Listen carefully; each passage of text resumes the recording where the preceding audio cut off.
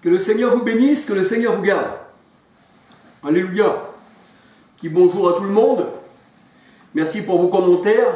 Alléluia, ça fait du bien. Bien là, je voudrais vous parler de la parole du Seigneur, bien sûr. Et ma vidéo s'intitule « Comment voyez-vous le Christ ?»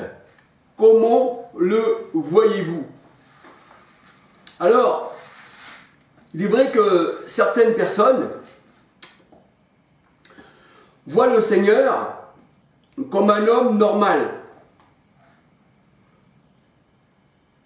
sans divinité, sans un homme parmi tant d'autres, on va dire. Mais nous savons que la parole de Dieu, que les Saintes Écritures, eh bien on peut dire que c'est le Christ. Le Christ, la parole est spirituelle. Quand nous lisons la parole de Dieu, qu'on appelle la Bible, les Saintes Écritures, eh bien on ne peut pas voir les Écritures qui sont basées sur Christ, qui Christ est lui-même la parole, comme quelque chose de charnel. Si on a un sens charnel pour lire la parole de Dieu, alors on ne pourra pas comprendre la parole du Seigneur. Il faut que l'homme de Dieu puisse spirituellement juger ce qui est spirituel. Parce que la parole de Dieu, eh bien, c'est une nourriture spirituelle. C'est ce que disait Paul. Il disait, je vous ai donné une nourriture, mais vous ne pouvez pas encore la supporter, parce que vous en êtes encore au lait, vous êtes eh bien des personnes charnelles. Vous êtes encore charnels. Et quelqu'un de charnel ne peut pas comprendre le spirituel. Pourquoi? Parce que la chair, la parole de Dieu nous dit, est opposée à l'esprit. Et c'est par l'esprit que nous connaissons les choses de Dieu. Et que nous parlons de Dieu. Parce que c'est poussé par l'esprit que des hommes ont parlé de la part de Dieu. Et là, nous voyons que dans ce monde, beaucoup, même dans les religions, nous voyons que les gens, ils regardent aux choses physiques, aux choses que nous voyons avec l'œil. Mais la parole de Dieu nous dit que Dieu l'Éternel n'a pas un œil de chair. Vois-tu comme l'Éternel voit? Parce qu'il faut voir comme le Seigneur. Or, le Seigneur, c'est l'Esprit, 2 Corinthiens 3,17. Alors, je voulais simplement vous parler de ceux qui prennent la parole de Dieu, mais qui la comprennent en un sens charnel, alors qu'il faut la comprendre en un sens spirituel. C'est pour ça qu'il y a des paraboles dans la Bible. Et c'est pour ça que la parole de Dieu, elle dit que le Seigneur, eh bien, parle en paraboles. J'ouvrirai ma bouche par des paraboles, je publierai des choses cachées depuis la création du monde. Et des choses cachées, eh bien, c'est ce qui se trouve dans la parole. Parce que toute la parole de Dieu a un sens. Et nous allons voir que le Seigneur Jésus-Christ expliquait à ses disciples le sens des paraboles. Et les disciples disaient aussi, explique-nous le sens de ces paraboles. Alors nous allons voir ça plus loin dans cette étude. Alléluia.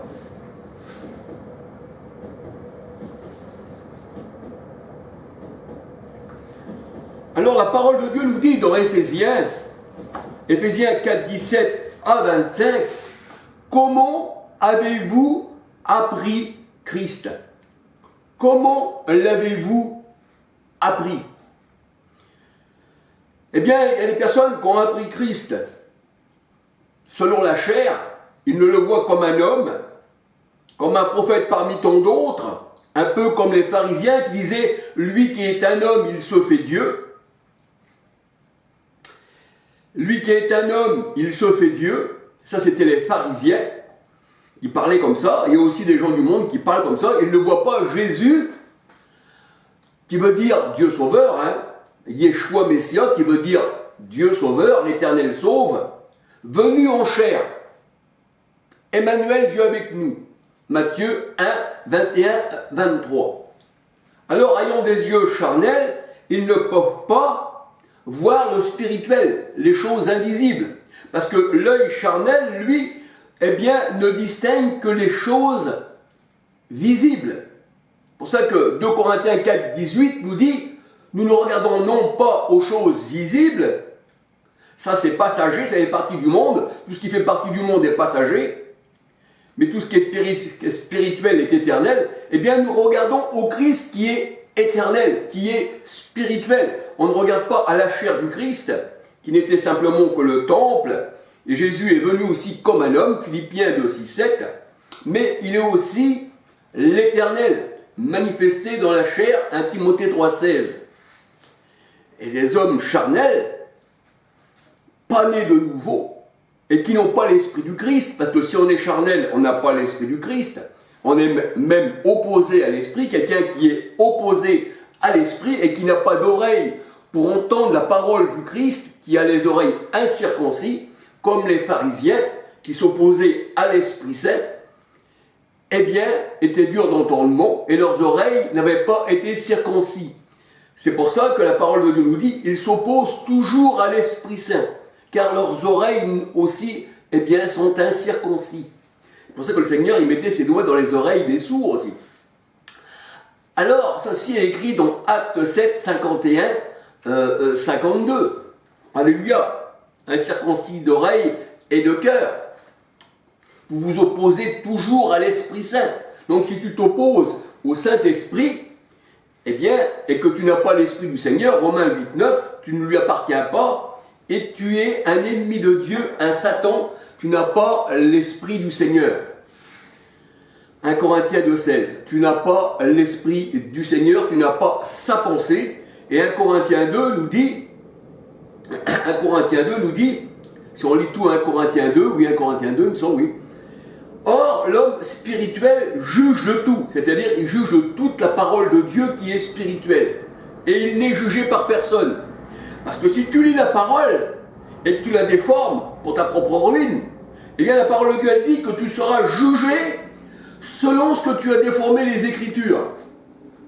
Et quand tu les déformes, les Écritures, eh bien c'est plus selon Dieu, mais c'est selon ton cœur qui est aussi déformé, parce que tu n'as pas l'Esprit du Christ dans ton cœur, qui t'éclaire. Ton cœur, c'est de l'abondance du cœur que la bouche parle. Si Christ est dans ton cœur, tu parleras, eh bien, Christ par ta bouche. Et c'est pour ça que Romains 10 nous dit, or la parole est dans ta bouche. Dans Romains 10, et la parole c'est Christ. Jean 1, 14.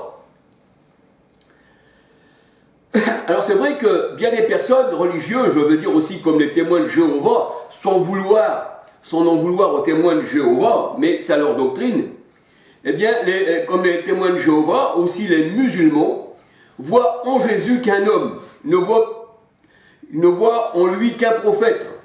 Et d'autres encore sont appartenir à ces religions. Eh bien, regarde aussi Jésus comme un homme simple, un prophète. Ils disent que Jésus n'est pas Dieu manifesté en chair. 1 Timothée 3,16. Alors ils regardent le Seigneur comme un homme avec un peu plus de sagesse que les autres hommes, que les autres prophètes. C'est pour ça que le Seigneur disait dans sa parole, si vous ne croyez pas qui je suis, vous mourrez dans vos péchés. Et je suis, Exode 3, 2, 4, 6, c'est l'Éternel, c'est Dieu lui-même. Hein? Si vous ne croyez pas qui je suis, et avant qu'Abraham fût, je suis, ça veut dire qu'il est de toute éternité. Tu es de toute éternité, éternel, mon Saint, mon Dieu. Tu es le commencement. C'est pour ça qu'on dit au commencement la parole, et tout a été fait par la parole et pour la parole. Alléluia. Et il est vrai que le Seigneur Jésus-Christ, eh bien, il est une pierre. Acte 4, 11, 12. Je dirais une pierre précieuse. Il est une pierre, un rocher. Il est l'Éternel. Il est cette lumière qui sort de cette pierre, parce que Jésus-Christ, il est aussi la lumière. Jean 1, verset 5, 9. Mais les ténèbres ne l'ont pas reçu, c'est-à-dire tous ceux qui sont dans les religions, aussi bien que ceux qui se sont fait une religion et qui sont restés dans cette religion qui, d'après leur cœur, eh bien, se sont fait un Dieu à leur manière. Et qu'ils disent que Jésus n'est pas Dieu. Alors le Seigneur, il a plusieurs facettes. On peut l'appeler le bon berger, on peut l'appeler la brebis, on peut l'appeler le souverain sacrificateur, on peut l'appeler le chemin, on peut l'appeler la lumière, on peut l'appeler le feu dévorant, on peut l'appeler l'étoile brillante du matin, on peut l'appeler le soleil de justice, on peut l'appeler selon ce que la parole de Dieu nous dit, alléluia, mais ça ne fait pas pour autant plusieurs dieux et plusieurs seigneurs. Or, le Seigneur, c'est l'Esprit. 2 Corinthiens 3, 17. Éphésiens 4, 5, 6. Il n'y a pas plusieurs seigneurs, il n'y a pas plusieurs esprits. Et le Christ, il est la pierre précieuse, il est le rocher. Le rocher, la pierre d'achoppement, c'est l'Éternel. Ésaïe 8, 13, 14. 1 Pierre 2, versets 6, 7, 8. 1 Pierre 2, versets 6, 7, 8. Les pierres précieuses. Dieu est une pierre précieuse. Et de cette pierre, de ce rocher, jaillit la lumière. Parce que Christ, il est notre lumière. L'Éternel, il n'y a pas d'autre rocher que lui, nous dit Ésaïe 44, verset 6. Il est l'alpha et l'oméga, le commencement et la fin. Alléluia. C'est ce qui était dit de Christ.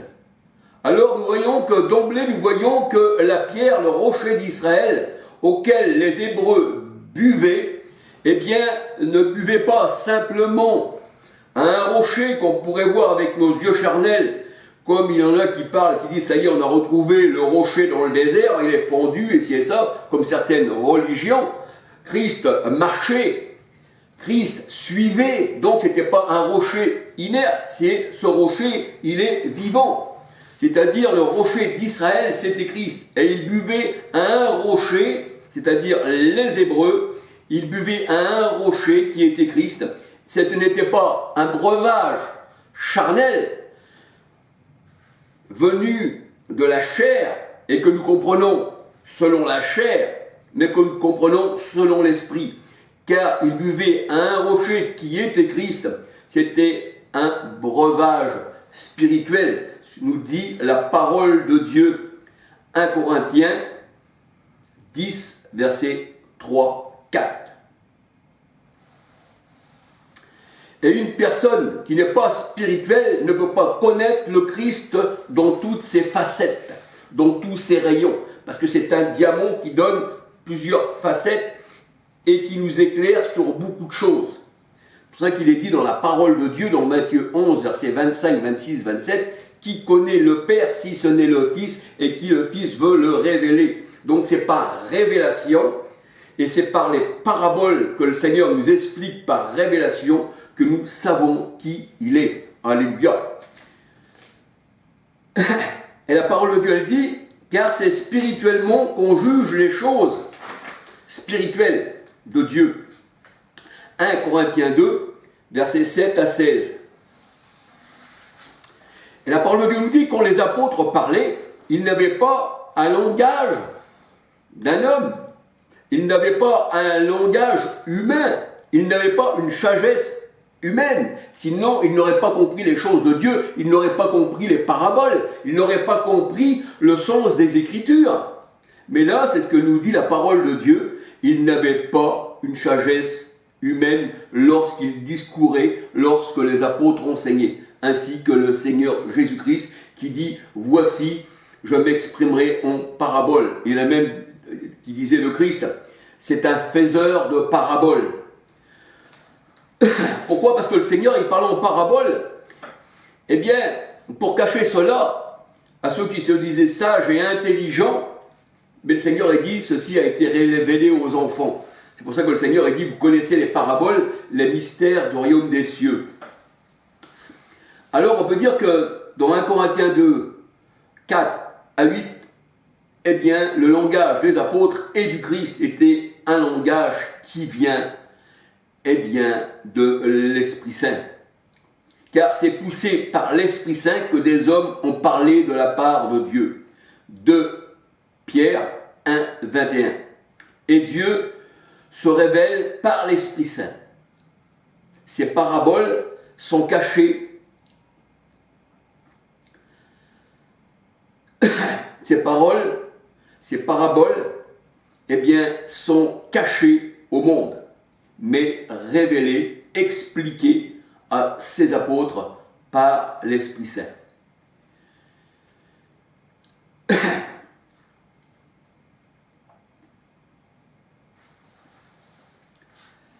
1 Corinthiens, versets 10 à 16. 1 Corinthiens 10, 1 Corinthiens 10, 1 Corinthiens.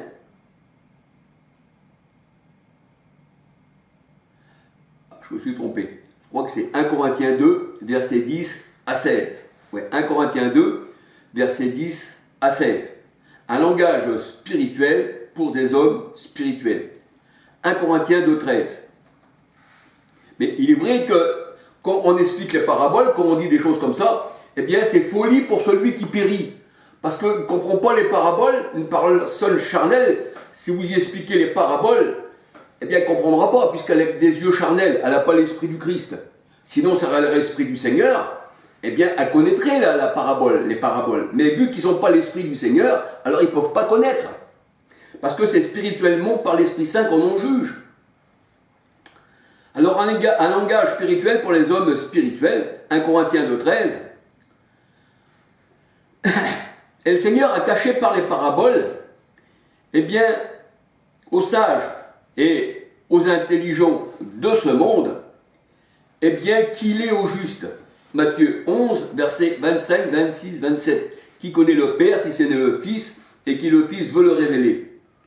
Et le Seigneur, il dit, je me révèle à mes enfants, mais pas au monde. Alors leurs oreilles et leurs yeux et leur cœur sont incirconcis et ne peuvent pas comprendre le Seigneur.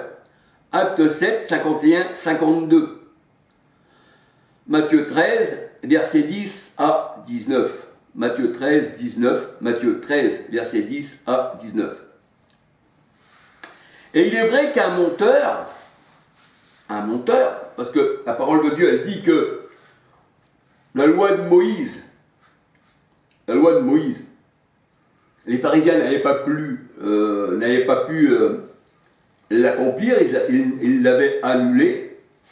Marc 7, 1 à 23, les pharisiens, les sadducéens, tout ça, eh bien, c'était la parole de Dieu nous dit, les pharisiens et les sadducéens, eh bien, il fallait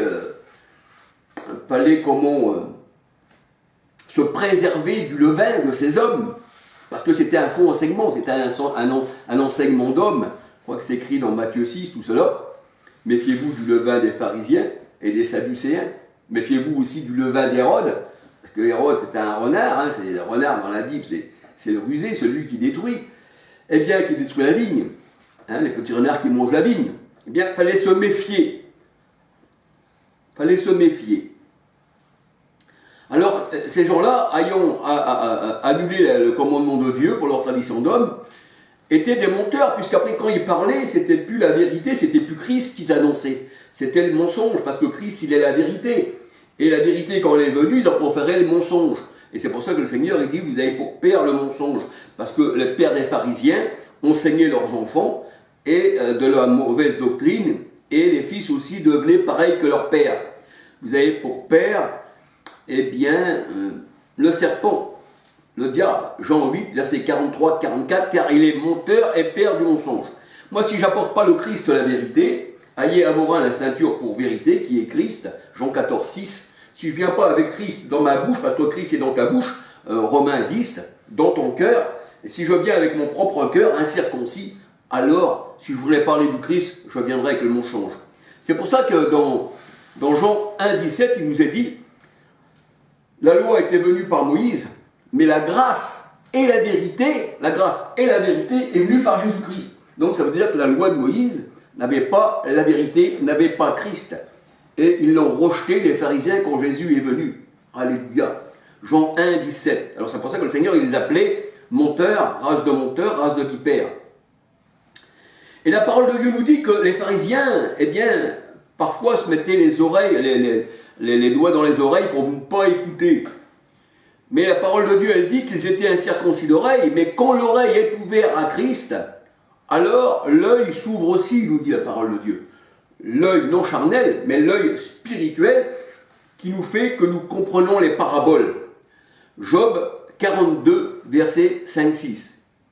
Et nous pouvons, après ceci, une fois qu'on a l'oreille ouverte et que l'œil est ouvert, nous pouvons lire spirituellement les Saintes Écritures, qui n'est plus un livre cacheté.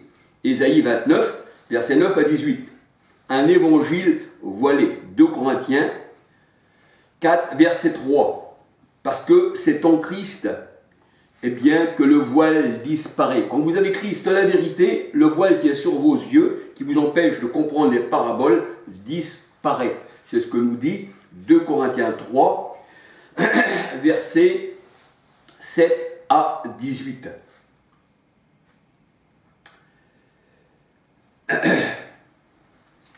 Et quand on a l'œil ouvert, et ainsi que l'oreille, comme nous dit Job 42, versets 5-6, eh bien, c'est là que l'on peut juger les choses de Dieu spirituellement. 1 Corinthiens 2, versets 17 à 16. Le Seigneur Jésus-Christ, quand il a guéri les aveugles, c'est-à-dire ceux qui avaient des yeux charnels,